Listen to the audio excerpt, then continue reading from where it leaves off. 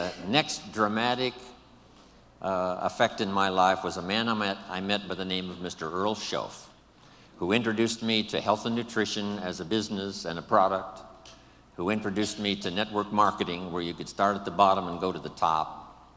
Best of all, he introduced me to the idea of personal development. And here it is. You can have more than you've got because you can become more than you are. Success is something you attract by becoming an attractive person. Work harder on yourself than you do on your job. If you work hard on your job, you can make a living, which is fine. If you work hard on yourself, you can make a fortune, which is super fine. I started hearing those ideas age 25, and it revolutionized my whole life. First, I was excited about the product because my mother had studied health and nutrition all of my life. I was the beneficiary. So was my father, who lived to be 93.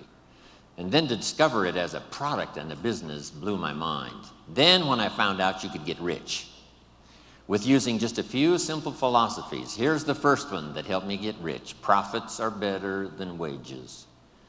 That changed my whole look at the economy, the look at myself, my paycheck. It was incredible. And then my sponsor said to me, Mr. Rohn, here's what you can now say. I'm working full-time on my job, and now I'm working part-time on my fortune. Those ideas drastically changed the course of my life. Guess what it did? Set for me a new attitude and philosophy. So make this note now. Philosophy determines attitude. If you have the philosophy and the attitude that here's my chance, even starting part-time, to invest in the idea of fortune making, because you can lay the foundation for fortune making. You don't have to do it 8 hours a day. You don't have to do it 10. It's not something that requires working around the clock. It just requires simply a commitment. Here's what I did. I started part-time. That's the magic. So make this note. Teach people the magic of starting to work part-time, not just to pay a few bills, that's okay, but how about the idea of working part-time fortune making? It changes everything. It changes how you talk. It changes how you invite. It changes how you treat your customers. It changes how you have respect for your distributors, laying the foundation for a career and then a fortune. It changes everything, your philosophy and your attitude. Then the idea of maximizing your part-time. Here's what I think I've discovered with those that have decided to work part-time. They've told us they were going to work 10, 15 hours a week, but here's what happens. They become part-time distributors. So I think here's what we ought to try to teach. Let's go full-time, part-time. If you're going to dedicate 10 or 15 hours, a week to the business, just fill up those hours with activity and phone calls and flyers and on the internet. It doesn't matter what you do. Start making the contacts, but fill up that 10, 15 hours. Go full-time, part-time. And the appeal to do that is strong if the appeal is, I'm not just working to pay a few bills, that's okay. I'm not just working to become financially independent, that is great. I'm working to build a career and someday a fortune. Now here's what's exciting about being part-time. It isn't long until you'll be sitting in a class taught by millionaires. It's the most extraordinary part of Herbalife's value that we can give to someone who joins. You'll soon be taught by people who've become extraordinarily successful from every walk of life that you can possibly imagine. It's worth that alone to join Herbalife, just to get in on the training, to see if it won't affect your thinking, your philosophy, your attitude, and change your life. So I met this extraordinary man, Mr. Earl Schoaf. He gave me these opening ideas for changing my life, building my business. It was absolutely incredible. Then I was a distributor for 7 years. And signing autographs one more time today reminds me of when I got my first autograph. Reminds me of when I took my first picture with somebody important and went home and started telling the story. That's why I probably linger a little longer doing the autographs than most people do, simply because I remember that first time. And I remember how important it was to me. On my trip to India, I started a program. We had some leadership classes as well as doing a seminar for the distributors and for the public. And I promised in the leadership classes that I would sign everybody's journal, not just the few who came up. But I took the time and we arranged it, and it worked like magic. A couple of rows at a time coming by. Sign, say hello, look them in the eye. Sign, say hello, look them in the eye. Everybody in the leadership classes.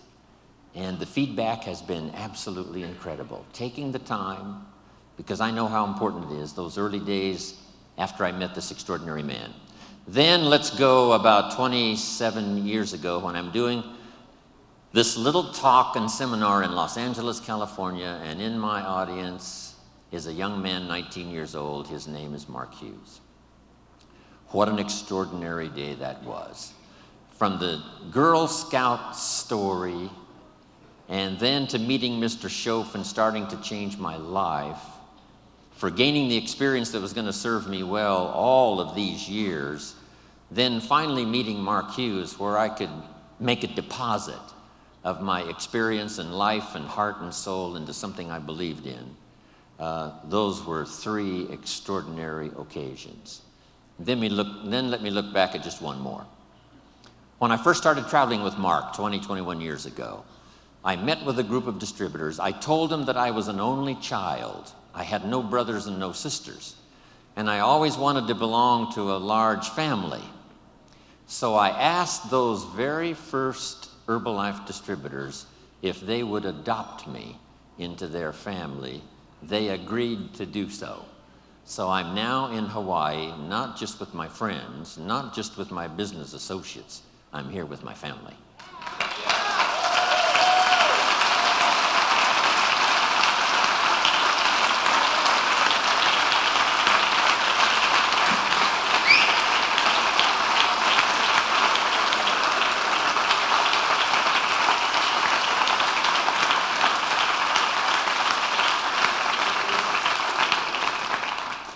Now here's how the past becomes useful. Not to live in the past and not to dwell in the past, but to borrow the experience of the past, and then here's the second part, invest them in the future.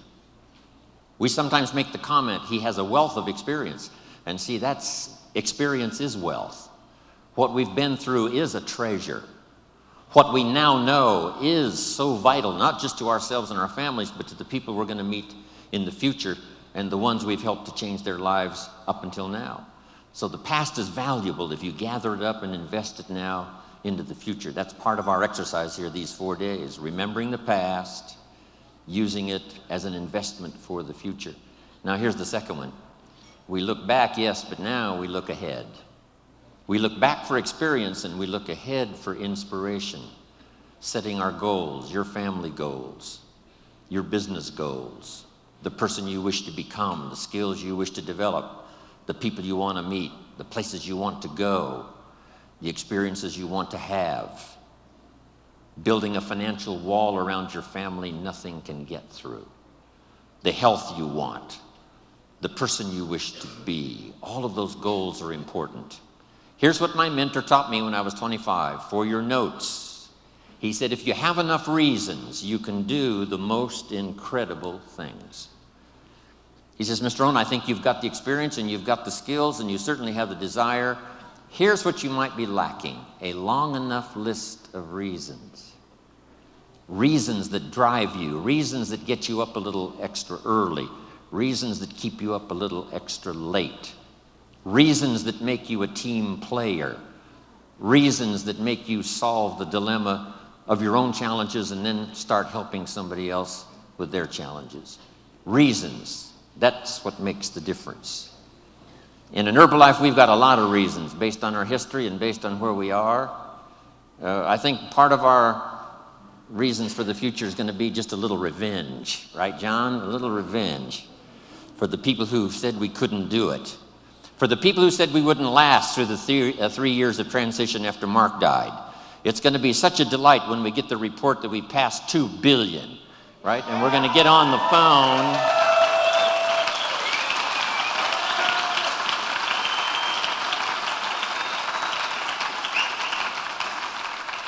For those who said, you know, the chairman's club's going to leave and the president's team's going to leave and Herbalife is going to fall apart, we've got some good reasons now to succeed.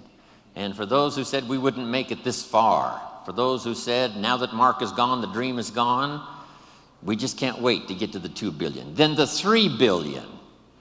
No telling who we will get on the phone and call and tell and show, and the pictures and the photographs and the albums we will have by the time we reach 3 billion.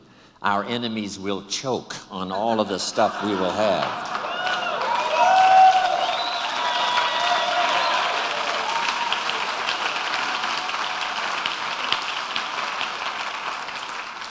By the time we've gotten to 4 billion, all of your new homes and new cars and Ferraris and clothes and the vacations you've taken and the album and pictures you've collected over the years is going to be something awesome when we reach the 4 billion. A bit of revenge. Old Testament says, God says, vengeance is mine, all mine. No wonder he wants it all. It feels so good. If I was God, I'd want it all.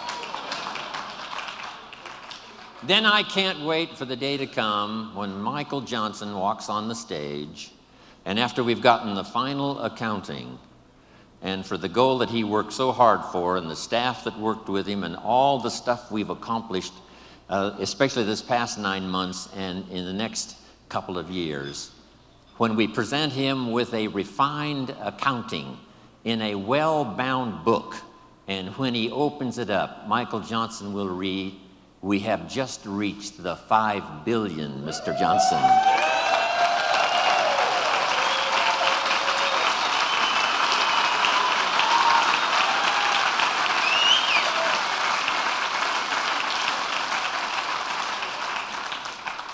Of course, we paid the price. How many of you have children at home that couldn't come, that allowed you to be here?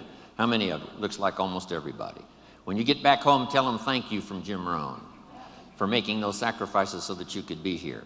I'm telling you, when we get to the 2 and then the 3 and the 4 and the 5, here's what we're going to say. Small price to pay for the glory we now share with each other. It's going to be fantastic. So, look back, look ahead, set your goals. Here's the next one, and this one is so important. Look over your plans. Maybe you've got too small of plans. By the time we've finished here tomorrow, you might have scrapped some old plans and made some new ones, or made sure that the plan you've got is well tuned and well refined. As we speak, almost hourly and daily, the team at home office, continually revising, continually shaping, continually refining, making it more simple, making it easier to tell in terms of products, but all the rest of it, from the support staff, from all these countries represented here around the world, fine-tuning the support staff. That's going on while we speak. We should all do the same thing.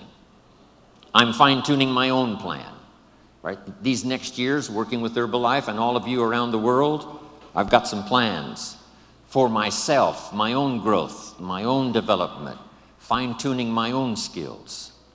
So look over your plans for the future, your plans for your family, your plans for your health, your plans for your organization. Make sure they're in place.